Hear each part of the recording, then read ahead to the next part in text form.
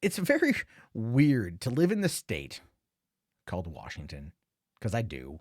And I see an article like this pop up. I see an article saying that Washington becomes the first state to legalize human composting. And I think to myself, really? Like this, okay. Yeah, sure. I mean, I guess fine. You wanna compost humans?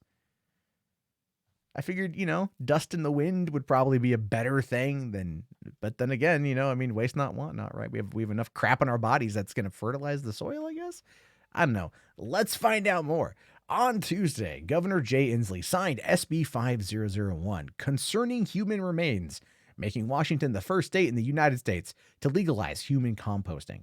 The law, which takes effect in a year from now, recognizes natural organic reduction and alkaline hydrolysis, sometimes called liquid cremation, that has acceptable means of disposing for human bodies.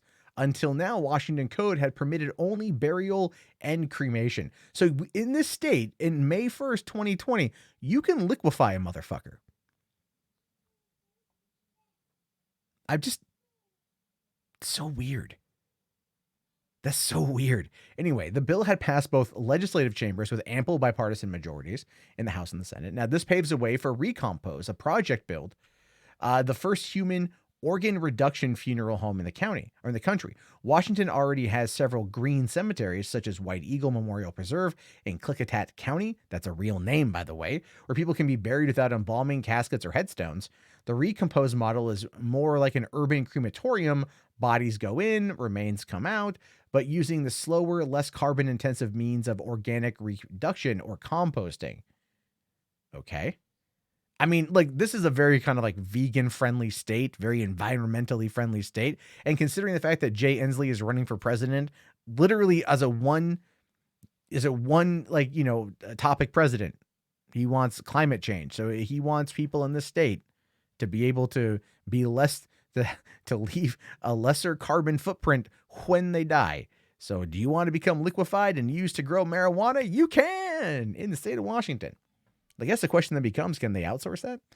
Now, the process, which involves using wood chips, straw, and other materials, takes about 4 weeks and is related to methods of livestock composting that ranchers and farmers have been using for several years.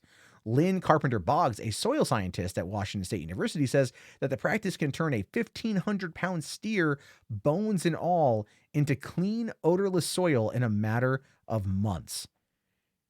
Now, I'm not the only one probably reading this along with me right now going, couldn't this be used to like cover up a dead body? I mean, if it takes about 4 weeks to get, I mean, you could take a body somewhere and you could dump it for 4 weeks and then do all the same composting stuff with it. And then this is going to be soil, bones and all, in 4 weeks, turn into compost. Clean, odorless soil. I mean, I'm sure there's going to be DNA remains. Like the inner detective in me is like, just going right now. It's like, what the hell's going on?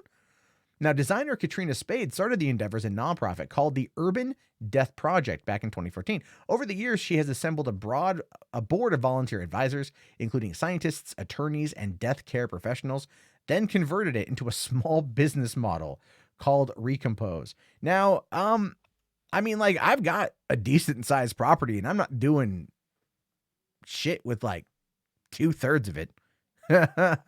This could be a way to survive the YouTube apocalypse.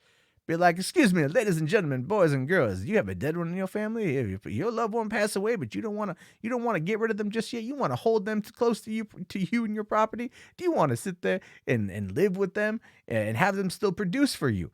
But come on down to Matt Driver's Recompose, where we compose the body, so you don't have to.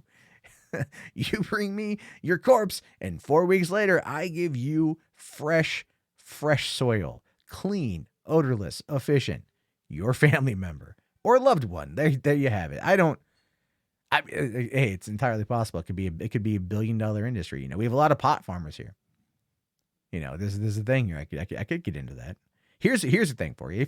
If you made it this far in the video and you think that would be an interesting way to make a transition off of being YouTube as a full-time thing, let me know down in the comments section. I'm curious to hear your thoughts on that, but I am curious to hear your thoughts on about anything in this regard. Let me know. I will talk to you guys later. Have yourself a great day. And let me know how you want, when you die, how do you want to be How do you want to be kind of shuffled off this mortal coil? You want to be buried? Do you want to be burned? Do you want to be left in a ditch covered in petrol on fire? Or would you allow yourself to become recompose